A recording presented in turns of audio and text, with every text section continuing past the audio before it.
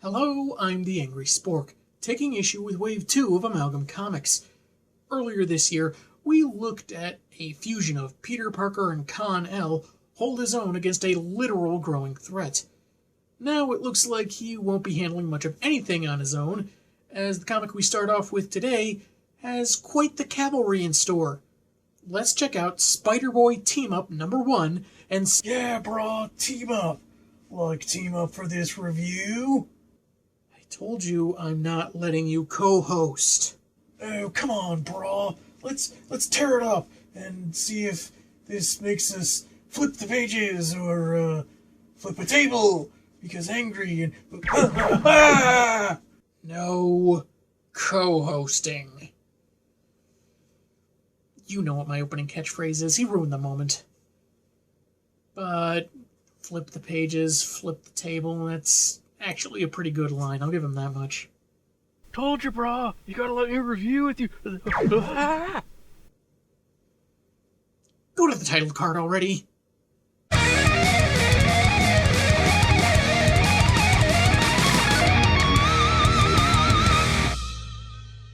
The cover looks pretty cool and is rather jam-packed. See the title character swinging alongside the Legion of Galactic Guardians 2099, all bursting forth from some source of electricity shooting about. Weird thing is, the Iraq kid's smile looks odd, like his mouth was drawn upside down or something. Written by R.K. Sternsel, with art by Ladron, Juan Velasco, and Joe Rosas. We begin with Spider-Boy crossing paths with Scavulture, a combination of Marvel's Vulture and DC's Scavenger, with a name that really doesn't work for me. I get it's all just silly fun putting these characters together, but it just sounds weird. But he's got a cool laser eye, so that's something, right? Anyway, it seems the web-slinger was on his way for some pizza and pop when he interrupted the villain's attempt on the Black Diamond Soul Gem. Which, by the sound of it, sounds like either an artifact of immense power or the name of a grunge band that just got their first hit playing on the radio. After his web line is cut, he falls into a dumpster, losing his web gun.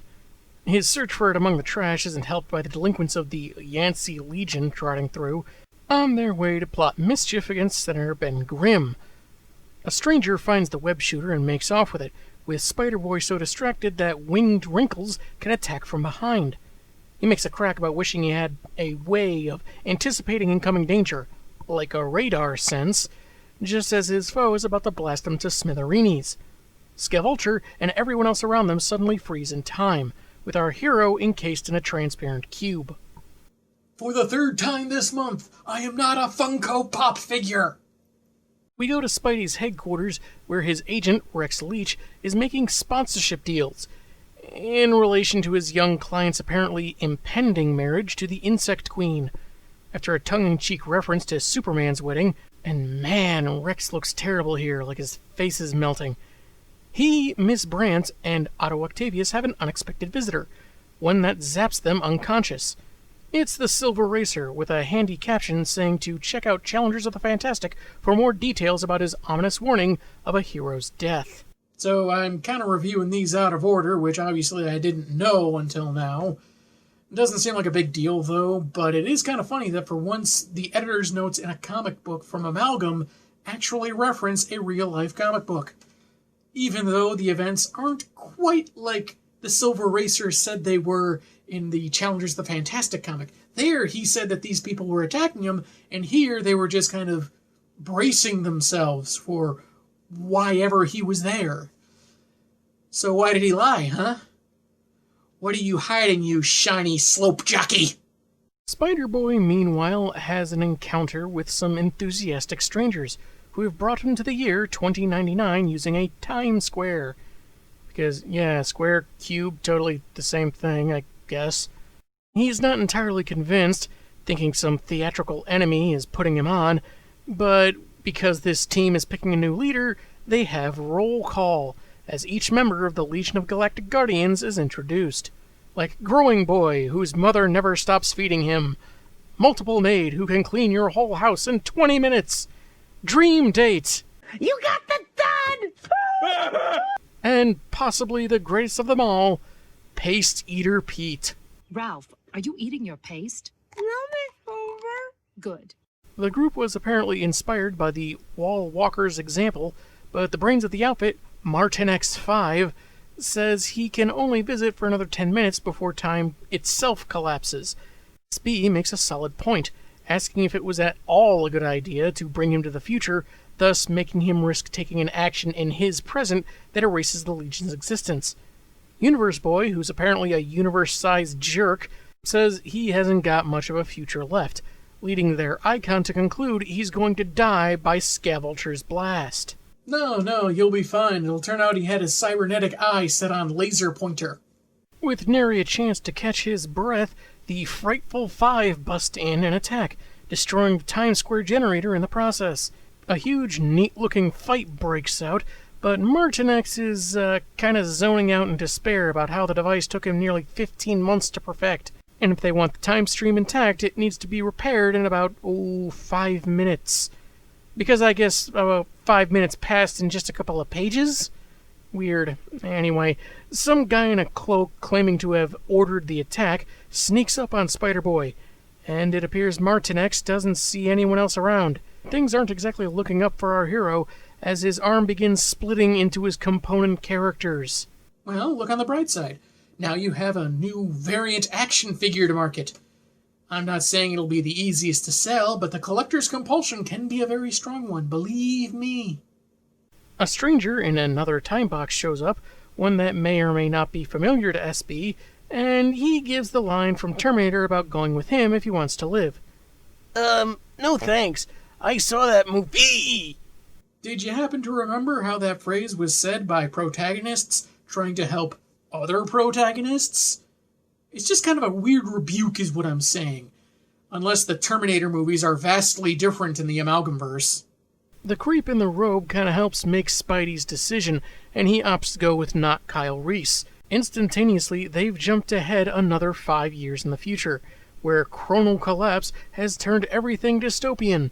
Though you can hardly tell, it's raining pretty heavily, because some people seem to think that makes the situation look sadder, like the sky is crying. But all the lines just end up obscuring everything on a page with 9 pretty compact panels as it is. No one knows who they are anymore. Why we're here. Take it from Salu Van Dyne, kid. Nothing matters. Wait, then how do you remember your name? I don't know what the dialogue was going for there, but anyway, slightly older living lightning lad says that they've entered a new time code. Man, that was quick. Which will send Spider-Boy back to when it all began so they can fix this. The title hero asks a complicated time travel question. If they're sending him back, doesn't that necessitate them continuing to exist as they are? It doesn't get answered because I guess everyone's too sad, so he just hops back into the cube. There was something about this scene that felt very confusing, and I think it was because it was rushed.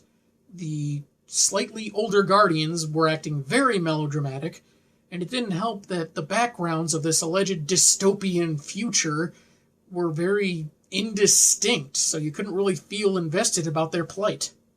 Thus, a very soggy Spidey finds himself back on the Times Square generator, again greeted by the Legion, and witnessing another roll call as they're preparing to elect a new leader. It's very much like the first time, but not exact. Their base and their costumes are all different, their roster is a little smaller, and some names have been changed to protect the dorky. And I doubt I'm the only one getting Uravity from My Hero Academia vibes from Cygirl's new look. Rather than tell them what an inspiration he was to the group, because as Darkstar humorously notes, would be the point of that, they need his expertise to operate a Phantom Negative Zone projector. It turns out their hurdle was that their era runs on cosmic ray energy, and the projector needs good old-fashioned electricity. Something not even their resident brainiac could have figured out. The Legion of Galactic Guardians of 2099 are all morons. Fortunately, Spidey instructs Lectron on powering their antique, and heads back to his own time. Farewell, Spider-Boy! You shall never be forgotten! Sure. At least until the next reboot. Please, oh please don't let James Tini in the Fourth write me. That's a fate worse than cancellation. Spidey returns to the instant he was taken, and knowing he was about to be fricasseed gave him the edge to save himself, though uncertain as to the effects it'll have on the timeline. The teenager that stole his web shooter in hopes of getting a place in the Yancey Legion sees the danger the hero is in and uses the device to ensnare Scavulture, who counters with a blast from his crimson-colored cyber arm, the Neuron Claw.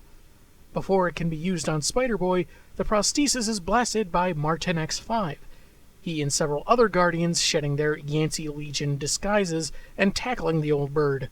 They demand to know how to cure his victim. There is no cure from the bite of the Neuron Claw. Oh, so that must be why C-3PO's arm was red in The Force Awakens.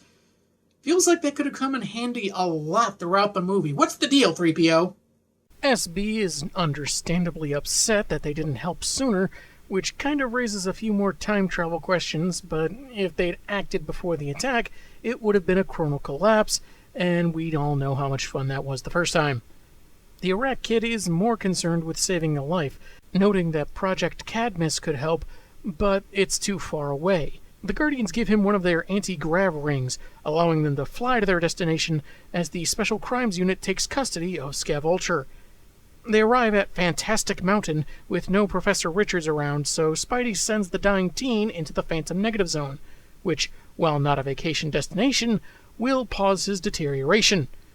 And that was an unintended rhyme scheme. It's then that one of the future people reveals that the kid, whom one of them called Miguel, will leave the zone in 2099 to become one of their greatest heroes.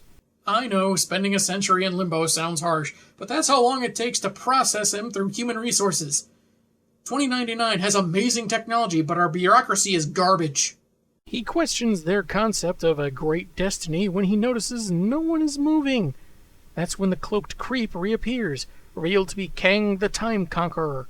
Pulling the hero into limbo with him, he plans to use his amalgamated life energies to conquer the Omniverse, and begins literally pulling Spider-Boy apart. Splitting headache! He's been repeatedly flung back and forth through time, entire realities are at stake, and his own life is on the line. But there is always time for puns.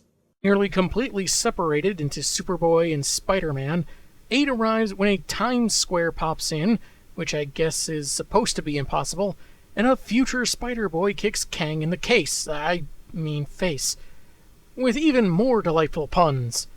Once his 20th century counterpart is whole again, the two Spider lads quickly web up their foe, pulling off his helmet to reveal Cronus Tut, the Time Pharaoh. But there's a more urgent matter of the fact that they damaged his mask's time circuits, so he's beginning to glow. The limbo space is dissipating, and it looks like the villain is turning into a quantum singularity. Or something, I'm spitballing here. In an instant, they're back at Cadmus with the other Guardians. As you might have guessed, Spider-Boy 2099 was the kid they stuck in the zone, Miguel Gand. His condition was cured in the future with spider DNA serum, which is something present SB will research soon. And, well, there's a lot of quick explanation for how events unfolded. A little complicated, but no more than usual for comics. You have a wild life ahead of you, SB. I watched it all from the zone. On Doctor Who, that's considered timey-wimey, wibbly-wobbly lack of privacy. The Legion needs to skedaddle before they cause another collapse, leaving a perplexed Spider-Boy with how his career is never quite the same after he gets married. Just don't make any deals with the amalgamated devil. Or any devil for that matter. Yes, that's common sense, but common sense is a rarer commodity than you'd think in comics. Next issue. Guest stars galore at the event of the millennium. You must not miss Member of the Webbing. You had such great puns going a couple of pages ago, and you somehow don't go with the obviously superior going to the Webbing Chapel? How does that happen? That was Spider-Boy Team-Up #1, and while it had more puzzling moments, I thought its time travel premise was actually pretty well done. It seemed a little weird at first that after SB met the Legion for the first time, the second time, they looked different after he'd just been to the future. Of the future. But really, that was likely because it was a timeline altered by his intent to dodge Scaveldur's attack. He succeeded, so the Legion is a little different. A tad smaller, which has several implications, but not all necessarily bad. Maybe some members chose not to join or would join up later. This was a clever way to work in the amalgam Spider-Man 2099, who I thought had a pretty cool design.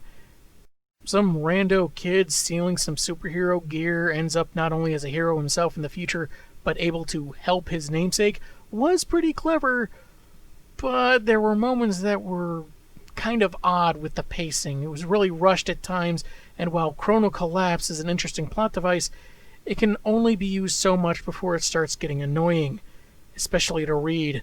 This book is another example of having a page of art instead of another page of story, which, just kind of makes me scratch my head even more. I liked the art overall for the most part, but sometimes characters looked kind of gross, whereas others looked like they were from different artists almost. And why is Bryant dressed up like one of the Challengers of the Fantastic?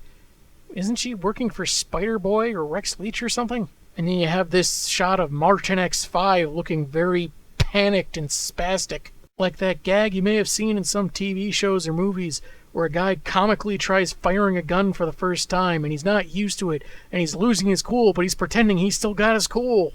Okay, don't panic. Mark, stop panicking! Next up, we look to the stars for Thorion of the ASGODS #1. This cover works excellently for that of a first issue. We see our Orion-Thor mashup standing triumphant over some cannon fodder, his weapon energized, and what looks to be Thanos seed in the background, although cosmic and faded. Written, produced, by Keith Giffen, John Romita Jr., Dan Brown, and Digital Chameleon, we begin with Ragnarok. Not the whimsical movie, but the prophesied end of days for the people of Asgard. Fighting, explosions, and fallen warriors everywhere in a veritable sea of conflict. Already there's a great sense of scale to the battle on this two-page spread, which also features a large, ominous horned figure in the background with his arms wide open. Who wants a hug? I can see this is a bad time. I'll come back later. Trolls infiltrate the palace and use a battering ram to enter Odin's personal chambers. I thought insurance salesmen were pushy. No quarter. Then how do you expect to pay the toll on the Rainbow Bridge when you head back home? You guys seriously need to start thinking these things through. They find their old one-eyed target, but he's prepared for this day. As his eyes begin to glow, he says he's formed an alliance that took some bargaining, but it will ensure not an ending, but a new beginning. Well, every new beginning comes from some other beginning's end, so we know he has not teamed up with philosopher Seneca, or the alternative rock band Semisonic.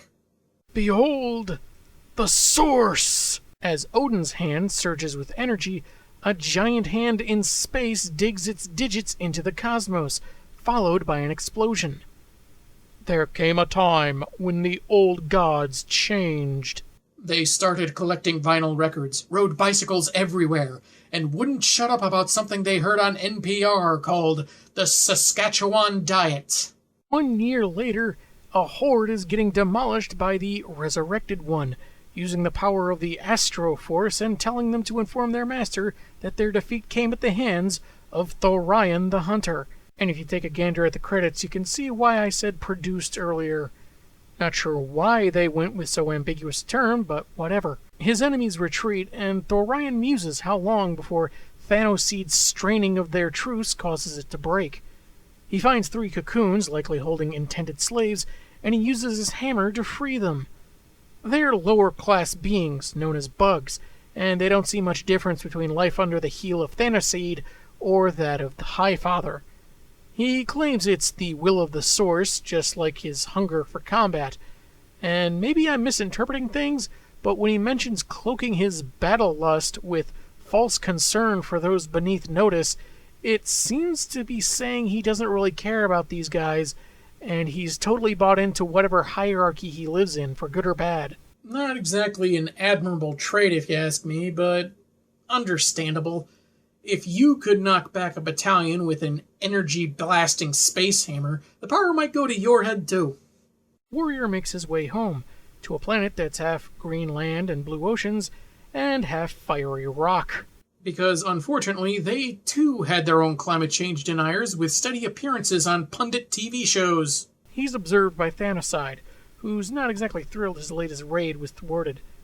He asks Lo'ok Desad if he still has the itch to cause trouble for his hammer-swinging half-brother, and Hornface is totally game.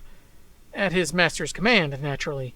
But to really cause some havoc, he wants an item called the Mother Cube. He's warned that the full power of the cube is not something that even Thanocide himself can fully harness without being destroyed by it.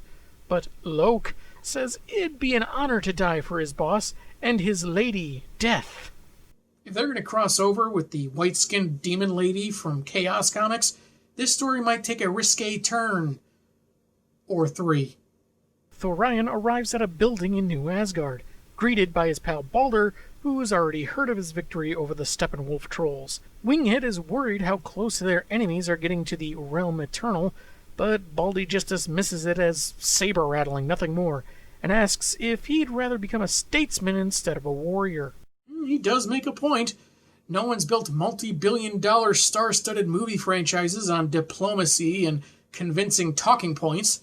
We likes the smashing. They approach Odin, who's dismissing some kids he was apparently having some kind of meeting with, and he tells his warriors what the source has writ this day. And it has writ of Armageddon. But we've seen that Bruce Willis movie 7 times already. Can we please watch something else for movie night? We have so many other DVDs. We go to the living rock of the Ego Mass, where the Promethean giants Ymir, Surtur, Kalibak, and Mangog, harbingers of the End Day, are held in stasis by the Source. But atop one of them is Lo'ok, wielding the Mother Cube and calling his half-bro out as he dares to release the behemoths. Thorion arrives. Man, he's fast. Though I guess he had that heads up from Odin, so... Anyway, in their exchange, it's revealed that to maintain the truce between Apocalypse and New Asgard, Lo'ok, all One-Eye's son by blood, was bartered for the hammer of the old gods, which was used to bring back the dead Orion. But decides sick of the exposition, and in a flash, bids the cube to awaken the giants and end everything. You'd all better get up right now, because if you miss the Buster Ragnarok, I am not driving you this time! Surtur is the first to break his bonds, and by his dialogue, he is not a morning person. Thorion doesn't like the idea of complete annihilation, so uses his command of the Astro Force to contain the energies at work. Let there be a purging! This makes me think that He-Man cartoon from the 80s would have been remembered very differently if that had been his battle cry. There's an enormous flash of light, after which we focus on a large chunk of debris. Our hero's hammer is on what appears to be a sheer white surface, possibly indicating the rock had been turned to glass by the intense heat. A strange hand of spindly-looking energy reaches for the weapon, and that's when we go to an epilogue. Various figures are seen dealing with Thorion's sacrifice, in their own way, unaware that, according to narration, the Astro Force combining with the Infinity Essence changed the warrior into living energy. He used the Ego Mass to make himself a ship, as well as containment armor, whose form he based on the Promethean giants, and took on a new identity, the Celestial. That was Thorion of the New ASGODS. While I enjoyed reading it, I can't shake the feeling they were just scratching the surface of a lot more than what we got. Maybe it's the cosmic setting or what I read in Bullets and Bracelets, but there seemed to be more going on than what was shown or said. Could be the world building, or universe in this case, which other Amalgam comics have done, but this one feels different. Maybe a little too fastly paced. You can piece together that Thorion used to be Orion, but why he added a couple letters at the beginning of his name isn't really explained. Maybe it's all left to the individual imagination of the readers. Lo'ok trying to restart Ragnarok was a cool idea for a threat, but considering how big that threat is, the end of everything, it seemed resolved rather quickly, though not without some consequence. There just seemed to be a lot of chatting, scheming, expositing until then, but on the plus side, it's not labored or terribly forced. It just feels like they were scratching the surface of one story before teasing a new one at the end. I've always liked Ramita's art, and this is no exception. There's just the right amount of detail and cool designs that blend both the new gods and Asgard. While I don't feel totally satisfied with the book overall, I can't call it bad because I was at least intrigued with what was going on. We've still got more amalgams to review, so tune in next week. I'm the Angry Spork, and man have I got issues.